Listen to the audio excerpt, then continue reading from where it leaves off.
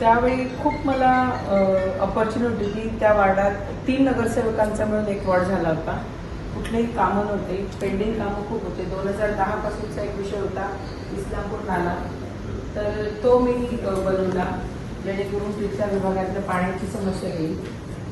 नंतर बरेच असे छोटी मोठी कामं तर होत गेली, पण एज्युकेशन चेअरमन म्हणून मला जेव्हा संधी मिळाली तर त्यावेळी मी पूर्ण मुंबईत CBSE ICSE बोर्डचं हे केलं. परत पुन्हा शाळांमध्ये बदल आणला. जेव्हा मला शिक्षण समिती अध्यक्ष म्हणून मला मिळालं होतं त्यावेळी मुंबई महानगरपालिकेचे 2,38,000 विद्यार्थी होते आणि जेव्हा मी परत हँडओव्हर केलं तेव्हा 5,43,832 विद्यार्थी एवढे विद्यार्थी म्हणजे जवळजवळ 2.5 ते 3 लाख विद्यार्थी आपल्या महानगरपालिकेची आपण स्टेट वाढवली.